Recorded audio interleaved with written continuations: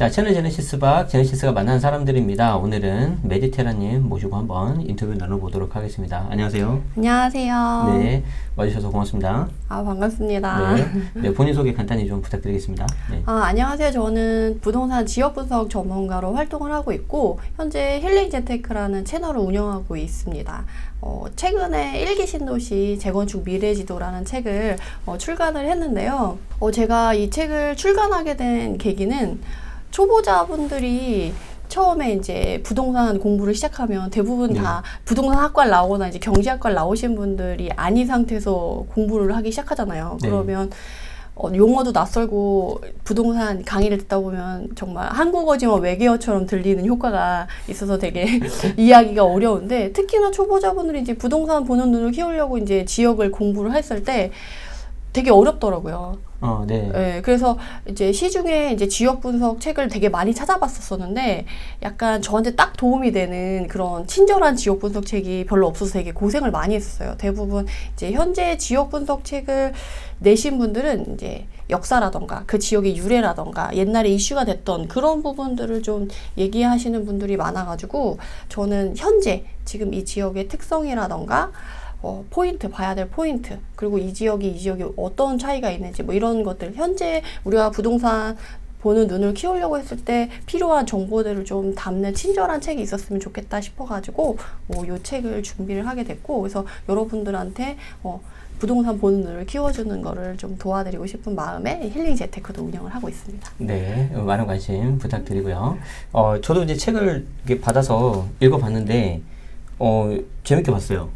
재밌으셨다니 다행이네요. 네네네. 저도 이제 일기 신도시에 관심이 많고 그랬는데, 이제 그 해당 동네, 특히 이제 제가 조금 더 잘 아는 동네 나올 땐 재밌더라고요. 네, 그래가지고 이제 거기 관련해가지고 좀 설명해 주는 게 재밌었고, 이제 보면서 느낀 게, 빨리 한번 더 가보고 싶다. 좀 그런 느낌을 많이 받았습니다.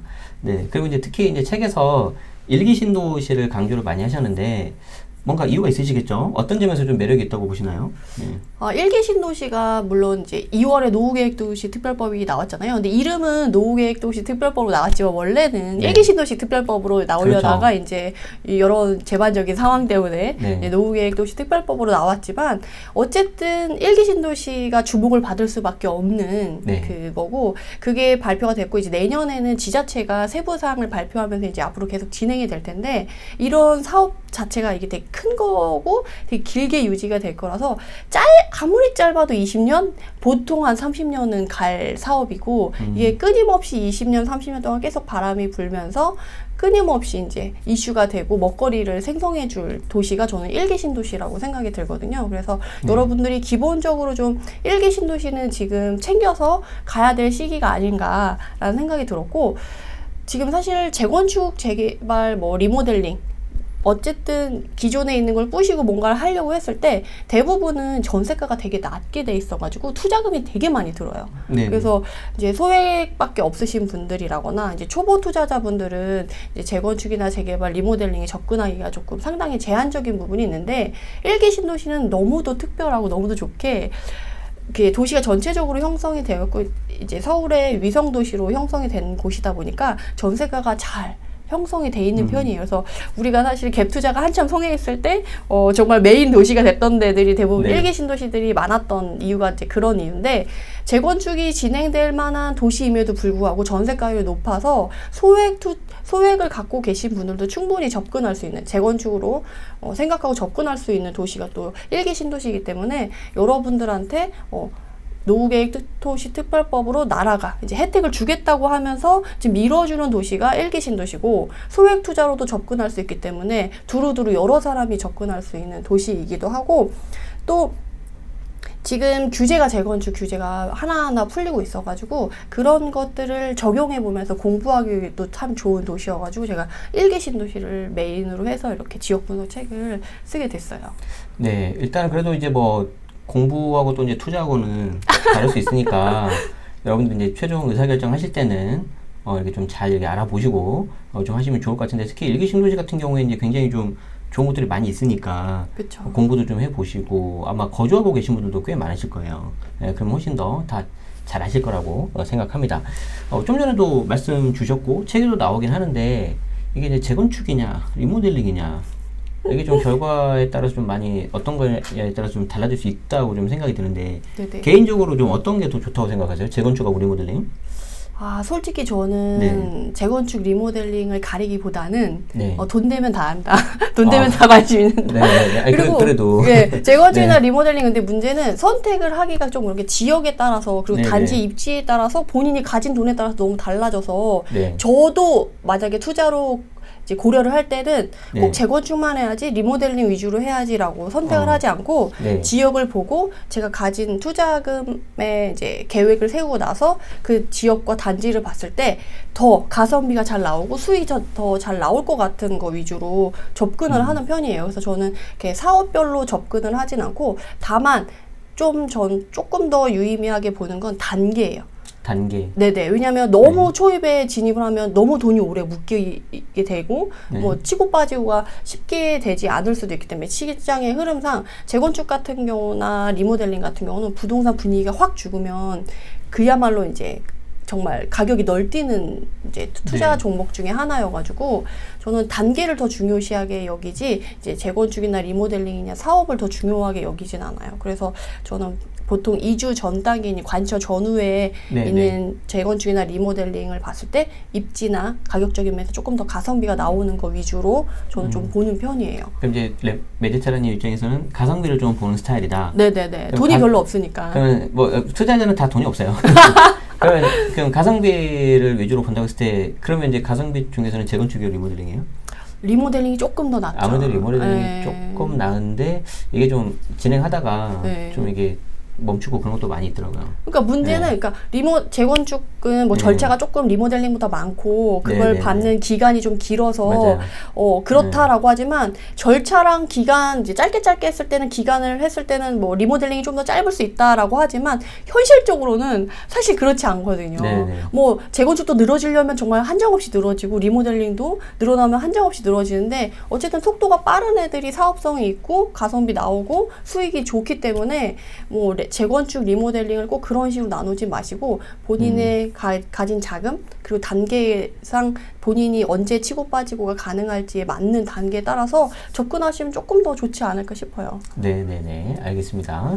자 1기 신도시 뭐 이제 분당, 일산, 평촌 뭐 삼봉까지 지역 분석이 잘 되어 있는데 아까도 이제 드렸던 것처럼 이제 제가 특히 더 아는 동네 나오면 좀 반갑기도 하고 또 이제 잘 모르는 곳들은 여기도 한번 가봐야 되겠다 그런 생각 들더라고요.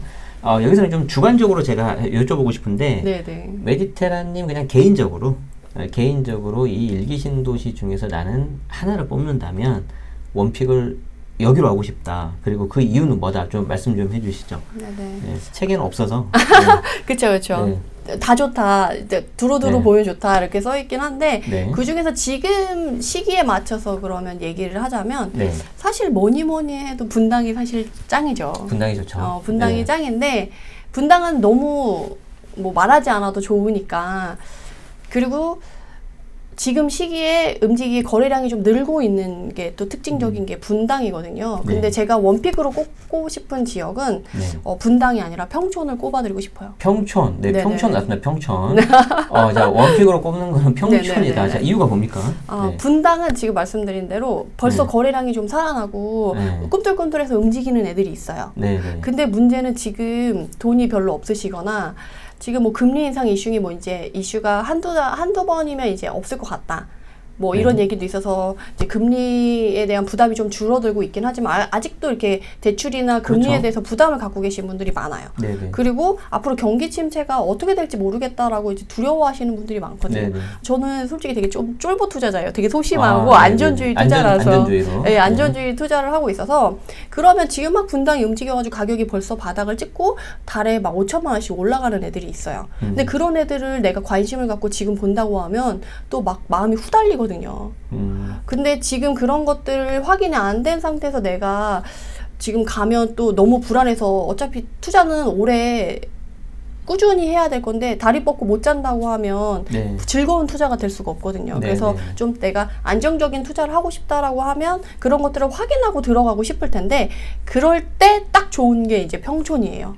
왜냐하면 평촌이 앞으로 1, 2년 사이에 입주가 10,000에서 15,000세대가 있어요. 입주가 많네요. 네, 입주가 네. 상당히 많아요. 그래서 게다가 또 이전에 평촌 같은 경우는 이전에 입주가 있을 때도 항상 가격이 좀 많이 흔들렸었어요. 물론 가격 방어가 잘 되는 A급지의 A급 단지 같은 경우는 가격 방어가 요번에 하락장 맞았을 때도 23년 초까지도 가격 방어가 잘 됐던 단지들이 또 있어요. 네. 근데 그런 애들 말고 이제 주변에 인덕원 주변의 생활권이라던가 주변에 역 근처의 소액이라던가 그런 애들은 가격이 많이 출렁출렁 했거든요. 물론 그렇기 때문에 24년, 25년에 입주가 있을 때 또 이렇게 출렁거릴 거라는 거죠. 네. 그렇기 때문에 가격이 먼저 빨리 날아가지 않아요.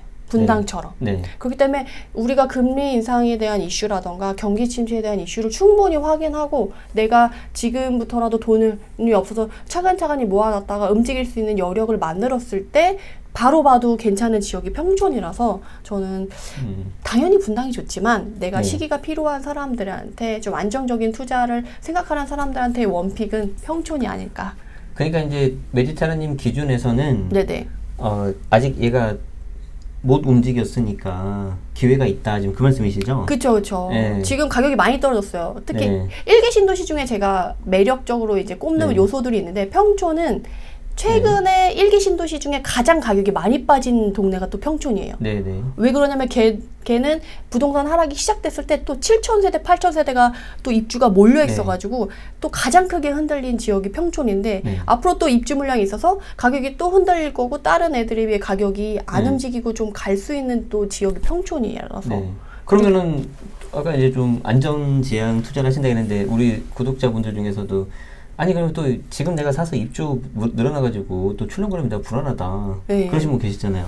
그러니까 그때 네. 맞춰서 네. 그때 들어가야지. 지금 들어가는 게 아니고 지금은 아, 분당을 봐야 되고 그 기간을 확인하고 네. 내년까지 지켜본 다음에 공급 물량이 들어와서 이제 물론 공급 물량이 있다고 해서 모든 애들이 흔들리지 않고 생활권을 같이 하는 애들만 흔들리잖아요. 네. 그러니까 그걸 흔들리는 걸 보고 내가 관심 있는 단지에 따라서 그 입주 시점에 맞춰가지고 흔들릴 걸 보고 이제 들어가기에 시기가 넉넉하게 있다고 하는 지역이 평촌이고 시기를 좀 넉넉하게 보시라는 거죠. 네. 특히 이제 그쪽을 좀 더 여러분들이 더 이렇게 관심 갖고 보시면은 더 좋을 것 같습니다. 꼭 지금 그 지역을 어떻게 해라 그런 게 아닙니다. 그렇죠. 지금 보려면 네. 분당. 네네. 그런데 이제 뭐 다 여력이 좀 다 다르시니까 그리고 이제 아까 말씀하신 대외 환경도 어떻게 될지 모르니까 같이 좀 보시면 좋을 것 같습니다. 자 이제 다음 질문을 좀 드리고 싶은데 앞에서도 물론 좀 비슷하게 좀 말씀을 해주시긴 했어요. 네네. 이게 금리가 좀 이제 정부 정책에서 좀 약간 좀 막는 느낌이 있단 말이에요. 그렇죠. 올리고 싶어도 지금 은행권에서 좀 못 올리고 그럼에도 여전히 지금 부담이 되는 현실인데 또 이제 미국에서 또 올리면 또 우리도 따라가야 될 수도 있는 상황이 될 수도 있고 아무튼 좀 지금 쉽지 않다는 말이죠. 그래서 별로 상황이 안 좋은 게 맞아요. 자 그런데 뭐 예를 들어서 뭐 내 집 마련을 한다면은 그래도 여기가 좋다. 아니면은 내가 투자용으로 뭐 예를 들어 새끼고 사줬을 때 어떤 수익률적인 측면에서 여기가 괜찮을 것 같다. 그런 것은 어떨까요? 좀 나눠서 좀 말씀해 주시면 더 좋을 것 같아요. 근데 뭐 이것도 금액에 따라서 네. 지역이 너무 많이 갈려서 딱 얘기를 하긴 어렵지만 물론 뭐 그렇죠. 이게 지역에 따라서 그러면 얘기를 드리자면 분당 같은 경우는 네. 사실 부동산이 하락장이든 금리가 어떻든 가격이 흔들리지 않고 웬만하면 가요. 최근에 뭐 네. 정말 크게 맞았을 때 이제 30%, 뭐 많이 빠진 애들은 뭐 한 4억, 5억, 조금 네네. 빠진 애들은 2억 정도밖에 안 빠졌거든요. 네. 근데 지금과 같은 상황이 아니면 분당은 가격이 잘 빠지지 않는 동네예요. 네네. 그리고 매도자들도 어머 나 급하지 않아 라는 네네. 상황이라서 지금 만약에 내가 가진 자금으로 내 집 마련을 분당에 할 수 있다. 그러면 분당은 서울이랑 마찬가지인 것 같아요. 내가 진입할 수 있을 때 무조건 자리를 잡고 네. 이제 지켜보는 게 좋은 지역이 분당이라서 내 집 마련에 정말 오랫동안 거주를 할 거다라고 하고 지금 자금이 있다라고 하면 저는 내 집 마련으로는 분당을 먼저 가는 게 다만 이제 자금이 있다고 가정했을 네, 때. 가정했을 때.